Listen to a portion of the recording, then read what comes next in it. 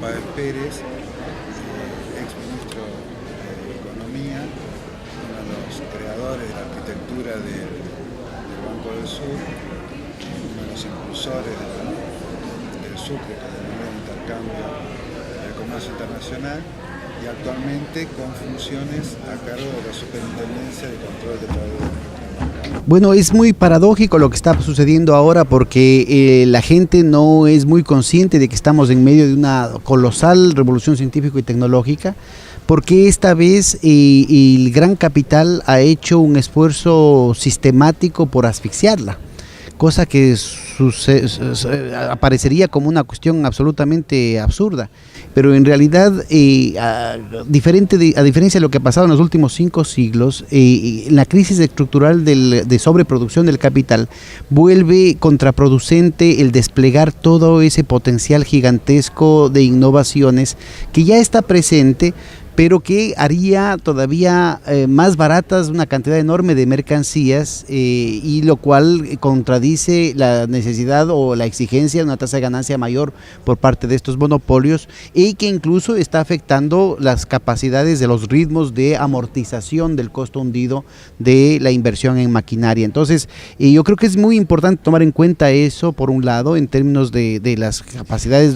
reales del capital de salir de esta crisis, en tanto monopolios, y por otro lado también en el sentido de que hay una diferencia frente a los costos prohibitivos que significaban los umbrales de inversión en las revoluciones científico-tecnológicas pasadas. La producción flexible y las nuevas tecnologías que están disponibles ahora abren las puertas no solamente para unidades productivas mucho menores, para un proceso de desconcentración rompiendo con la tendencia de los siglos anteriores, sino también que favorece formas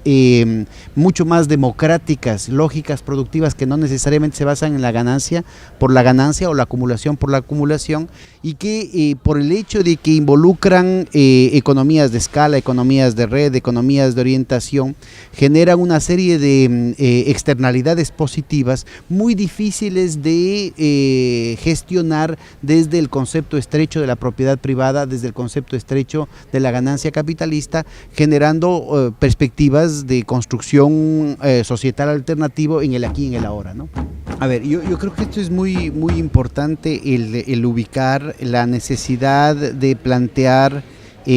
alternativas también en el campo que ha estado totalmente abandonado por el pensamiento crítico, ¿no? Necesitamos disputar en la naturaleza de la moneda, tiene que dejar de ser una moneda que sirva para más explotación, para más discriminación, para más exclusión, para más especulación, y que al contrario debería ser una moneda que permita que los pueblos puedan validar su trabajo, puedan tenderse puentes mutuamente, puedan construir formas superiores de integración. En el caso de América Latina eso se vuelve una urgencia, porque la hostilidad y la ferocidad con la que se está desplegando la crisis estructural del sistema plantea claramente un nuevo episodio en el que va a ser sometido, en el marco de esta restauración conservadora, el continente entero al mismo tipo de dolorosas experiencias que se tuvo con la crisis de la deuda en los años 80, en los años 90, cuando ya hay poco que seguir privatizando, cuando ya hay poco que seguir liberalizando, ¿no? Entonces yo creo que esto plantea un desafío para los pueblos, el poder defenderse también en el plano de la economía. Entonces partir desde el tema de la moneda, partir con un nuevo tipo de banca de desarrollo, tener una alternativa al Fondo Monetario Internacional en términos de una red continental de seguridad financiera, marcan condiciones elementales de existencia del continente como tal, ¿no? A este siglo, decía Perón, o llegamos unidos o no llegamos. Entonces el problema que se está planteando acá es verdaderamente cómo hacemos una realidad ni siquiera planteado en términos de socialismo o de trascendencia del modo de producción capitalista, pero sí en términos de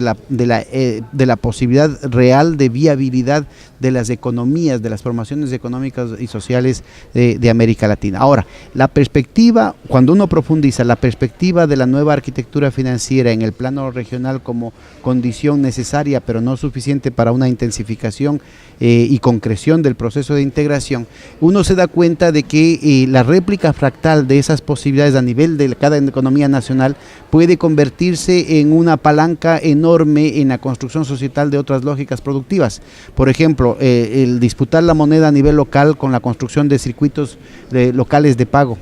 El poner el internet de las cosas, el dinero electrónico, las posibilidades de factoring, descuentos, redescuentos, crowdfunding, crowdlending y una cantidad de posibilidades que se plantean desde las nuevas plataformas telemáticas al servicio de la economía popular y solidaria, abre otros campos de viabilidad. Hay otros mecanismos mucho más auspiciosos de articulación con la economía del Estado, con la economía del mercado, con la economía inclusive de las grandes corporaciones, por parte de lógicas que históricamente han tenido un nivel de mortalidad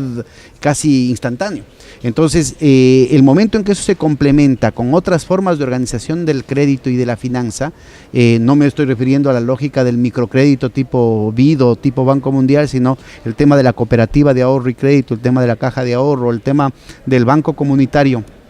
conectado ahora a través del sistema electrónico de pagos de los bancos centrales, con lo mejor de la telemática y esta nueva noción de la moneda, y la posibilidad de establecer redes de seguridad financiera que defiendan a la economía del pueblo de los embates y de la presión predatoria de las grandes corporaciones y de los grandes bancos. Yo creo que abre las posibilidades de un proceso de transformación de la formación económica y social que puede tener un espacio obviamente fundamental desde las políticas públicas, pero que también podría abrir un espacio de iniciativa desde la sociedad civil, ¿no? Nos interesaría que nos cuente las experiencias que están desarrollando ahora, adelante desde la Superintendencia de Control de Poder del Mercado. Lo que hemos hecho es buscar mecanismos creativos que permitan empoderar a la ciudadanía en torno a aspectos que se los asumía como algo técnico, como algo, digamos, tan natural como la ley de la gravedad, el mercado, las leyes de la oferta y la demanda, que son intocables. Mira, parte del proceso de construcción de alternativas societales requiere también no solo transformar la lógica de la moneda, la lógica de las finanzas, la lógica del crédito, la lógica de la seguridad financiera, sino también la lógica del mercado. Y en ese sentido hemos dicho pago por ver, pues, ¿no? Al bluff que está haciendo el capital y sobre todo el capital monopólico en torno a la promesa del libre mercado. Entonces, lo que se ha logrado conseguir es se ha hecho una convocatoria para que sectores que han estado históricamente discriminados respecto al funcionamiento del mercado puedan tener un espacio y una presencia persistente en el largo plazo en términos de generar otra lógica de competencia, ¿no? Ya no es la lógica de la competencia monopólica nomás, sino la presencia de otras motivaciones internas en el funcionamiento de la unidad productiva, la economía familiar, la economía comunitaria, las cooperativas de trabajo, que están dando otra tónica al asunto. Entonces, mira, hemos logrado que en año y medio 772 millones de dólares de compras de los supermercados vayan por primera vez a la economía popular y solidaria. En lugar de irse a importaciones o a las grandes transnacionales, esto significa irrigar el tejido productivo desde el territorio, desde la comunidad, abriendo las posibilidades de un nuevo tipo de articulación en la relación proveedor-cliente. Entonces hemos logrado transformar, yo creo que de manera muy exitosa, porque es una capacidad de respuesta muy rápida. Ya en el primer semestre los productores pudieron colocar cerca del 23% del total de las compras de los supermercados, cuando los supermercados solamente estaban requeridos de comprar el 6%. Entonces es una respuesta muy importante a los productores, pero también en la calidad de esa respuesta vos encuentras una transformación de la actitud de los propios dueños de los supermercados, las cadenas monopólicas de supermercados, y también una transformación del consumidor. Porque en el Ecuador esto está atravesado no solamente por un problema de la talla o un problema de eficiencia en la relación costo-beneficio, sino también está atravesado por una serie de atavismos racistas, ¿no? en términos de que el origen, por ejemplo, de una producción campesina, de un plato típico en el Ecuador, está muy estigmatizado por ese origen campesino, ese origen indígena, símbolo del mal gusto, símbolo de la superstición, símbolo de lo vulgar, símbolo de las cosas del atraso, de la miseria, ¿no? Entonces, el haber colocado estos productos en el supermercado no solamente significa el tema cuantitativo y economicista, digamos, sino que tiene muchísimas dimensiones en lo que tiene que ver con la autoestima de la gente, con la lucha cultural, con la lucha ideológica, con la lucha en contra del racismo, con el tema de la participación de la gente, con el tema de la construcción de derechos. La construcción del derecho a tener derecho, inclusive de sentarse a negociar con el dueño del supermercado. Por supuesto, eso es capitalismo, pero es un capitalismo en el que la gente está rompiendo con la lógica de la alienación y del fetichismo, de asumir que esa es una relación, que son las cosas las que te dominan, y empieza cada cual a asumir, ¿no es cierto?, la soberanía sobre su propio destino, inclusive en términos de una producción mercantil, inclusive en términos de la articulación a la lógica del capital monopólico. Entonces, plantearlo desde esa perspectiva ha sido clave también para abrir otro tipo de luchas en lo que tiene que ver de la articulación de esa economía del pueblo, precaria, llena de limitaciones, llena de imposibilidades, llena de incapacidades inclusive, y de autocensuras por parte de los productores, en un nuevo tipo de relación con las instituciones del Estado, en lo que tiene que ver con la tramitología, con los permisos, en lo que tiene que ver con lo que sería el viejo concepto de la informalidad, ¿no? Pero también con, y eso me parece que es de las cosas más importantes, con lo que podríamos llamar el ecosistema de innovación, ciencia y tecnología. Aprovechando de ciertos aspectos intersticiales de la actual revolución científica y tecnológica, es posible encontrar soluciones en la frontera de la tecnología, en la academia, en condiciones en las que históricamente, digamos, en las condiciones de mercado o en condiciones institucionales que hubiera sido imposible. Sobre la base de la organización de los productores territorio por territorio en asambleas productivas, se ha logrado tener un canal directo a